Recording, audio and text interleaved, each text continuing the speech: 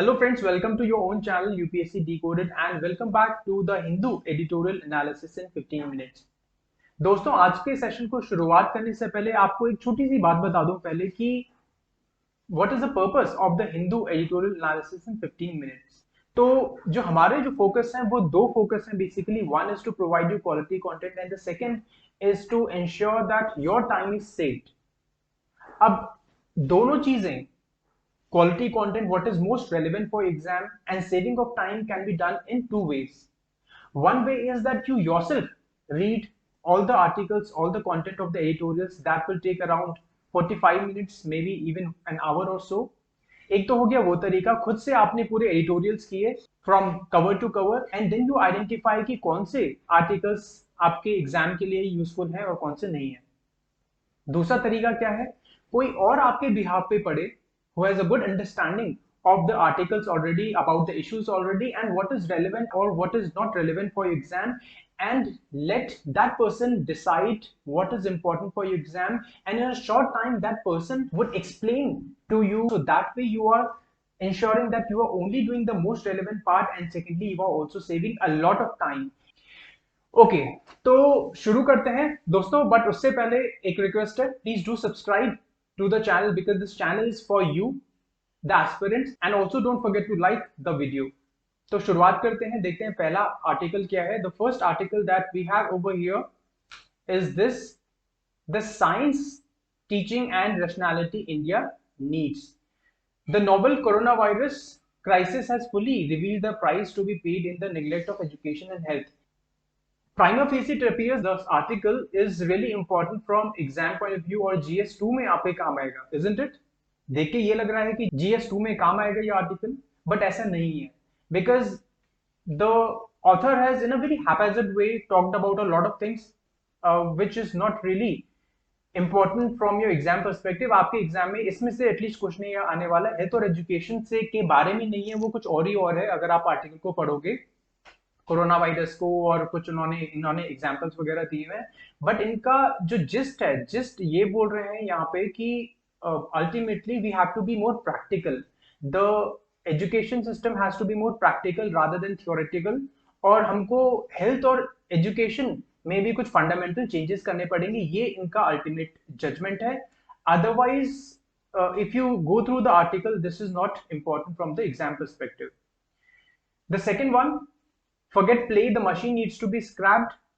The center must revisit its vaccine policy by procuring 100% doses, which can then be equitably dispersed to states. So वही इसमें trivia दे रखा है बहुत basic level का, corona virus के कैसे कैसे वैक्सीन का ये वो whatever XYZ. So this is also not important. Now let's come to this article, protecting prisoners. So ज्यादातर जो न्यूज है, you see they are geared towards corona virus pandemic, और इस तरीके के न्यूज आते रहेंगे अगले कई महीने तक. सच आपको ऑलरेडी अच्छी अंडरस्टैंडिंग हो गई होगी, इसमें ज्यादा कोई आपको एडिटोरियल पढ़ने की जरूरत नहीं है. आप वो एडिटोरियल पढ़ो जहां पे आपकी अंडरस्टैंडिंग उतनी नहीं है, या कुछ इंपॉर्टेंट फैक्ट्स हैं. For example in this particular article that we have, protecting prisoners, this one. So I have highlighted something which is important from exam perspective. ये बोलता है कि imprisonment practices need a relook so that the police don't affect unnecessarily arrest. तो ये बोलता है कि इतना ज्यादा overcrowding हो रखी है ऑलरेडी हमारे prisons में, तो उसकी वजह से कई सारे केसेस सामने आए हैं जहां पे जो प्रिजनर्स हैं उनको कोरोना हो गया और उनको हॉस्पिटलाइज करना पड़ा, बिकॉज इतनी ज्यादा ओवरक्राउडिंग है. तो कैसे आप सोशल डिस्टेंसिंग मेंटेन करोगे? ये जो पर्टिकुलर प्रॉब्लम है कोरोना से, obviously this is like not relevant from the exam perspective, but there is a problem, there is a fundamental problem from the perspective of overcrowding of the jails that we have, overcrowding of the prisons in India. और काफी time से ये issue highlight कर रहे हैं जो civil society activist हैं, जो ह्यूमन राइट एक्टिविस्ट हैं, कि इस तरीके की ओवरक्राउडिंग है कि वहां पे बेसिकली कोई प्राइवेसी नहीं है, कोई ह्यूमन डिग्निटी नहीं है. They are just stuffed like animals. Sorry to say this, but this is exactly the case, which is very unfortunate by the way. So that's a violation of their rights, the fundamental rights, especially under Article 21. तो overall हमारे exam के लिए take away ये है कि ये वाला जो जजमेंट है, so all this is about corona virus which is not important. This is something you should note down. अगर आपके पास नोटबुक है और होनी चाहिए, बाय द वे कल मैंने कहा था, I hope you remember that.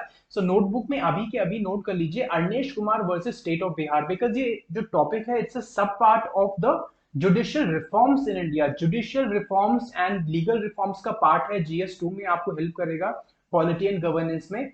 तो आप मेंशन कर सकते हो this statement in its order. The Supreme Court has rightly emphasized the need to adhere to the norms it had laid down in Arnesh Kumar versus State of Bihar 2014, under which the police were asked not to effect unnecessary arrests, especially in cases that involve jail terms less than 7 years. Okay, let me clear it for you. Less than 7 years। तो supreme court ने categorically कहा हुआ है इस case में, Arnesh Kumar versus state of Bihar 2014 में, कि फालतू में अरेस्ट करने की जरूरत नहीं है, जेल भरने की जरूरत नहीं है, because if it is a bailable crime then naturally you don't have to make the arrest. और सिर्फ हीनस केसेस में आप अरेस्ट कीजिए, आप को लगता है that person is culpable, then only you can make the arrest. Otherwise unnecessarily you don't have to crowd the prisons, because India में majority of the prisoners they are basically arrested for petty crimes, petty offenses हैं, इनकी वजह से arrest किए जाते हैं, and the people are staying in prison for a long time, which is a gross violation। और इस वजह से इंडिया में ओवरक्राउडिंग हो रही है प्रिजन में, और in fact it is a very serious humanitarian issue, a very serious human right violation also। In the past, the court has also asked the authorities in all the districts of the country to give effect to Section 436A of the CRPC। आप इसको भी note कर लो please, because ये facts यहाँ पे मैं बोल रहा हूँ, हाईलाइट कर रहा हूँ, दो फैक्ट अगर आप एग्जाम में आंसर राइटिंग में GS2 में लिखते हो, एग्जामिनर खुश हो जाएगा कि आपको सब्सटेंस भी पता है, आपको सुप्रीम कोर्ट का वर्डिक्ट भी पता है, बिकॉज एग्जाम में इस तरीके के वर्डिक्ट एग्जामिनर्स को चाहिए होते हैं कि वर्डिक्ट स्पेशली आप मेंशन कर दो, then he would be very happy and you would be getting higher marks। So section 436A of the CRPC, under which under trials who have completed half of the maximum prison sentence or term prescribed for the offense may be released on personal bond। तो अगर आधे से ज्यादा जो maximum prison term है वो complete कर ली है अंडर ट्रायल ने, तो उनको पर्सनल बॉन्ड पे छोड़ा जाना चाहिए। Let's see what other article we have। State action instead of dictating how states deal with the pandemic, the center must be a facilitator। तो बात तो हो रही है कि यहाँ पे सेंटर को डिक्टेट नहीं करना चाहिए और सेंटर को फैसिलिटेटर का रोल प्ले करना चाहिए, and it seems that this is associated with your federal scheme of things that we have center state relations से related topic होगा under GS2, but actually जो content है, content is absolutely useless from exam perspective। जो problem centric approach है, पूरा का पूरा data दिया हुआ है कि किस तरीके से स्टेट में कोरोना पॉजिटिविटी बढ़ रही है, केसेस बढ़ रहे हैं, तो आपके एग्जाम पर्सपेक्टिव से कुछ नहीं है, बट आप ये मेंशन कर सकते हो GS2 में सेंट्रल स्टेट रिलेशंस में कि जिस तरीके से कोरोना पैंडेमिक हैंडल किया और अच्छी तरीके से हैंडल किया जा सकता था if we had better centre state coordination, if we had better centre state relations, because states centre को ब्लेम कर रहे हैं, वैक्सीन नहीं है, आपने सुना होगा काफी सारे रैंक्स काफी सारे चीफ मिनिस्टर्स के, और सेंटर स्टेट्स को ब्लेम करता है कि वैक्सीन की डोजेस पड़ी हुई हैं बट उनको यूज नहीं कर रहे, या इनका जो वेस्टेज है वो काफी हाई है। तो ये सब सारी चीजें हैं जो बिकरिंग है, बिकरिंग ऐसे क्राइसिस में, इतना ग्रेव क्राइसिस है ह्यूमैनिटी के सामने, इंडिया के सामने, और पेटी पॉलिटिक्स में लगे हुए हैं। सो वहां पे आप जरूर ये पॉइंट मेंशन कर सकते हो। Alright, okay, so let's move on to the next page. Next page में देखते हैं क्या स्टफ है हमारे लिए। सबसे पहले देखते हैं ये वाला article, 100 days after the coup, Myanmar का इंटरनल पॉलिटिक्स के बारे में है, which again is not important। आपको एग्जाम में ये कभी नहीं पूछा जाएगा कि म्यांमार का इंटरनल पॉलिटिक्स में क्या हो रहा है और क्या क्या पार्टीज हैं, बट थोड़ा सा यहाँ पे हमको एक चीज समझने की जरूरत है, प्रीलिम्स के पॉइंट ऑफ व्यू से इंपॉर्टेंट है, and that thing is what is ASEAN. ASEAN का मेंशन किया हुआ है। इससे पहले थोड़ा सा आपको ब्रीफ भी पता होना चाहिए, because this thing can be asked in your GS2। GS2 में इंटरनेशनल रिलेशंस में जो India and the neighbourhood, because Burma is our neighbouring country, so question पूछा जा सकता है। तो थोड़ा सा कुछ फैक्ट्स आपको पता हो जरूर होने चाहिए। I won't say that you should not know what parties are there and who are the important people. So ये जो फर्स्ट पैराग्राफ है, this is the most important one, the major take away from this particular article for your GS paper. Prelims के लिए क्या take away वो अभी बात करते हैं. So let's see what is the take on February 1, army trucks and tanks rode into the streets of Naypyidaw. What is Naypyidaw? You tell me. Signaling the Myanmar's military's overthrow of a government in which it had a sizable share of power. तो already government थी, democratic government थी, but military जनता है जिसको जनता बोलते हैं, उसका already जो democratic institution था, पार्लियामेंट था, उसमें साइजेबल इन्फ्लुएंस था. इनफैक्ट इंडायरेक्टली वही कंट्रोल कर रही थी पार्लियामेंट को भी, बट एक फसाद था कि डेमोक्रेसी है under Aung San Suu Kyi. The generals felt insecure with the landslide victory of Aung San Suu Kyi. आपने पढ़ा होगा ऑंग सान सू की को. She is a highly revered figure in Burma, pro democracy figure, and she is famous the world over for this. National League for Democracy, this is the party that she was heading in the November 2020 election. So November 2020 election में landslide victory, मतलब बहुत ही bumper एक victory उनको मिली, thumping victory मिली, majority मिली, and that made the जनता insecure. Military जो स्टैब्लिशमेंट है वो इनसिक्योर हो गए. हर जगह इनसिक्योर रहते हैं, पाकिस्तान में देख लो कितना बुरा हाल है, right? So that way they also got insecure, and that is the reason for this military coup.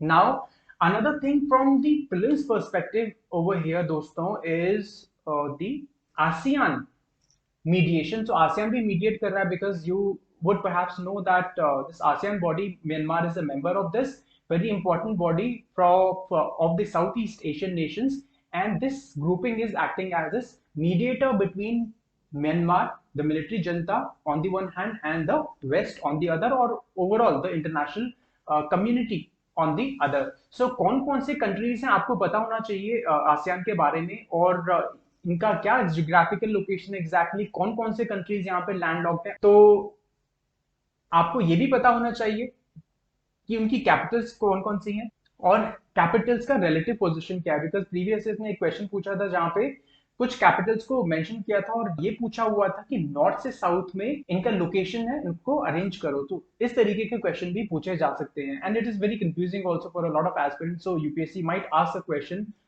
So these are the countries. 10 countries हैं ASEAN countries: Myanmar, Thailand, Cambodia, Singapore, Indonesia, Malaysia, Vietnam, Laos, Philippines and Brunei. Papua New Guinea and Taiwan are not there. Please don't be confused. There is this country called Papua New Guinea. So ये जो island देख रहे हैं आप, इसमें half तो Indonesia के पास है, और the other half, the eastern half, is the country called Papua New Guinea. That's not a part of this. Plus ऊपर ताइवान है, Taiwan is also not a part of that. So don't be confuse. 10 countries हैं. 1967 में ये group form हुआ था. The next one is a bullet train to hunger. This article, this one, a bullet train to hunger. The pandemic has highlighted the importance of expanding social security nets. So this topic is related to again GS2, vulnerable sections of the Indian society. और इसमें ये highlight कर रहा है कि जो social security net है उसको एक्सपैंड करना चाहिए, बिकॉज कोरोना की वजह से जो मार्जिनल सेक्शन है, जो lower middle class and the poor class, that has been very badly hit, and there are millions of Indians that have been pushed into poverty. Relapse हो गया poverty का, and malnutrition के लिए भी challenge हो गया, because already we had this big issue of malnutrition in the country, और वो बढ़ता जा रहा है जैसे जैसे टाइम बढ़ रहा है, जैसे जैसे कोरोना की इंडिया में टोल बढ़ रही है. तो काफी सारे इन्होंने फैक्ट्स दिए हुए हैं. See, there are a lot of facts that they have given, but I would say that the facts are not something which are very credible, because इनकी अपनी अजीम प्रेमजी यूनिवर्सिटी की रिसर्च है, and if you mention in the exam कि ऐसा Azim Premji university ने research conduct करवाई है, so that wouldn't look very credible. आपको इस तरीके के ऑर्गेनाइजेशंस के नाम लिखनी है, लाइक FAO. अगर FAO का रिसर्च होता, उसका डेटा होता, तो ज्यादा क्रेडिबल होता, या वर्ल्ड हेल्थ ऑर्गेनाइजेशन, या Indian government source, government bodies, इस तरीके के ऑर्गेनाइजेशन का डेटा आपको कोट करना चाहिए पेपर में. सो काफी सारा डेटा है कि जो दिखा रहा है ultimately that there is this big impact that is there on the vulnerable section. Specially vulnerable sections में भी अलग अलग जो कैटेगरीज हैं. For example women are there, for example we have the minorities, we have SC STs. इन पे ज्यादा impact है. प्लस रूरल अर्बन डिवाइड भी देखने को मिलता है. रूरल एरियाज में कम और अर्बन एरियाज में ज्यादा इस चीज का इम्पैक्ट हुआ है, बिकॉज अर्बन एरियाज में लाइवलीहुड वगैरह का ज्यादा क्राइसिस है as compare to the rural areas. So जो आपके एग्जाम पर्सपेक्टिव से हैं, दो important law है and we need to understand them and that is why you should note them down. Please note कर लेना, और आपको ये फिल्म्स में भी मदद करेगा और आपको ये मेंस में भी मदद करेगा GS2 में. As I just said, under hunger and malnutrition, you can write it under vulnerable sections also. So there is this under the National Food Security Act NFSA that was created in 2013. 2013 में ये act को create किया गया था. और क्यों create किया गया था? ताकि जो वनरेबल सेक्शन है, जो गरीब तबका है, उसको फूड ग्रेन्स मिले, सब्सिडाइज्ड फूड ग्रेन्स मिले. This was the basic purpose of this particular NFSA. और जब भी मैलन्यूट्रिशन, हंगर की बात आती है, PDS की बात आती है, आपको ये तो मेंशन करना ही करना है without any confusion. 75% of the rural population and 50% of the urban population is entitled to 5 kg of food grains each month at subsidized prices. So this is the fact about it. Please note it down as well. 75% of the rural population and 50% of the urban population.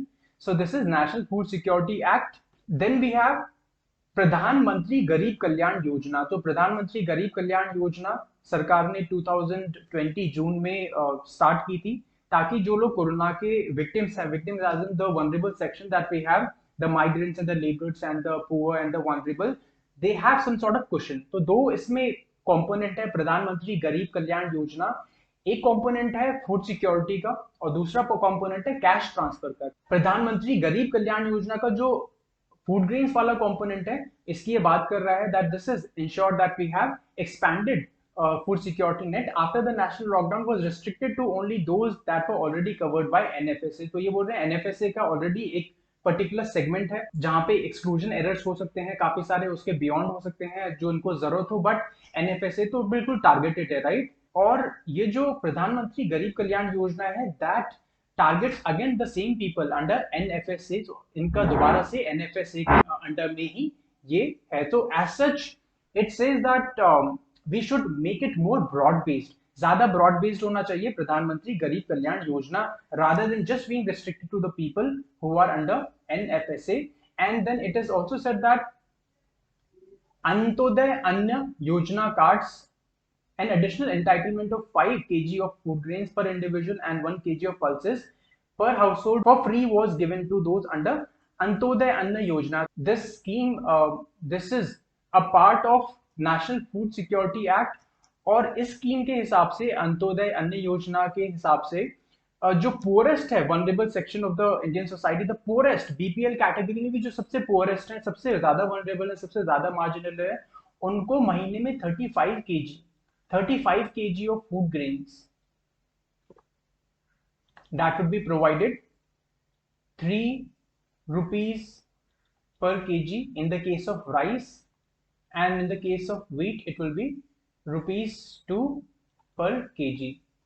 So this is Antyodaya Anna Yojana, that is a part of National Food Security Act of 2013. But कौन सी category है जो सबसे ज्यादा, मतलब BPL में भी जो सबसे ज्यादा BPL हो, तो उस ये वाले तबके के लिए. So it is talking about expanding that, making that broad based. और सजेशन दे रखे हैं कि जो मनरेगा है उसको 100 की जगह 200 दिन बना दिया जाए, और जो सिक्योरिटी नेट है इन स्कीम्स के अंडर में जिन्होंने बात की, जिनके बारे में अभी बात की, तो और ज्यादा ब्रॉड बेस्ड कर दिया जाए, make it universal. Then we have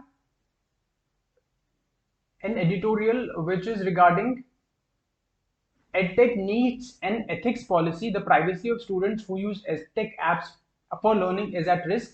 So this is about the privacy of students as such. ये तो कोई टॉपिक इंपॉर्टेंट नहीं है एग्जाम पर्सपेक्टिव से, बिकॉज स्टूडेंट की प्राइवेसी कभी नहीं पूछेंगे, but in general what it says is that India also needs a law like General Data Protection Regulation GDPR की तरह इंडिया में एक डेटा रेगुलेशन फ्रेमवर्क होना चाहिए, और हमको प्राइवेसी इंडिविजुअल्स की प्रोटेक्ट करनी चाहिए, मोर सो स्टूडेंट्स की, बिकॉज एडटेक में बहुत बूम आ गया है. अभी आपने देखा होगा कि अलग अलग प्लेटफॉर्म्स, काफी बड़े बड़े प्लेटफॉर्म्स हैं, and you know what are those platforms already. तो काफी इन्वेस्टमेंट हो रहा है, फंडिंग हो रही है. एज सच एडटेक को रेगुलेट करना जरूरी है, बिकॉज ये जो एडटेक है ये they are storing the smallest details about the students, and the students have even no clue कि उनकी जो डिटेल्स हैं वो ली जा रही हैं, they are storing those details and the students consent is also not being taken and there are minimal safeguard, अभी कोई सेफगार्ड नहीं है इसके रिगार्डिंग जो भी डेटा कलेक्ट कर रहे हैं. So that makes it very sort of challenging situation. इसमें आपको एक चीज याद रखनी पड़ेगी दोस्तों, general data protection regulation GDPR, ये क्वेश्चन एग्जैक्टली ये पूछा गया था, ये वाला particular topic in 2000 I think 18. It's a European law regarding data regulation. So that way India को भी एक तरीके के लॉ की जरूरत है. So this was all for the day, दोस्तों. If you found it fruitful, just give me a thumbs up, and I will see you tomorrow with another set of topics that we are going to discuss in the editorial. Till then, take care.